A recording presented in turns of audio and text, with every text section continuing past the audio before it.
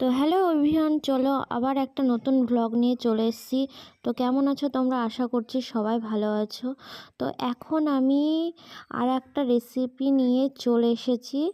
আজকে রান্না হবে লাল শাক। লাল শাক, পেঁয়াজ, লঙ্কা আর রসুন কুচি দিয়ে আজকে লাল শাক রান্না হবে। তো চলো ভিডিওটা শুরু করা যাক।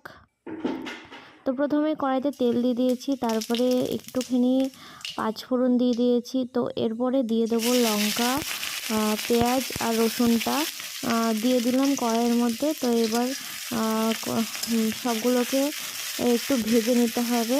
ভেজে নেওয়ার পরই তারপরেই লাল শাকটা দিয়ে দেওয়া হবে। তো চলো একটু লাল লাল করে ভাজা যাক। তো ভাজা হয়ে গেলেই দিয়ে দেওয়া হবে লাল শাক। তো এই দেখো আমি লাল শাকটা এবার দিয়ে দেব। তো দেখতে থাকো তোমরা ভিডিও। আর ভিডিওটা ভালো লাগলে অবশ্যই তোমরা একটা লাইক আর একটা কমেন্ট করে যাবে। তো লাল শাক আমি দিয়ে দিয়েছি। এবার পরিমাণ মতো একটু লবণ দিয়ে দিলাম। তো তারপরে দিয়ে দেবো পরিমাণ মতো হলুদ দিয়ে দিলাম পরিমাণ মতো। এবার ভালো করে নেড়ে চেড়ে একটুখানি জল দিয়ে ঢাকা দিয়ে দিলেই সিদ্ধ হয়ে গেলে নামিয়ে নেব একদম লাল শাক।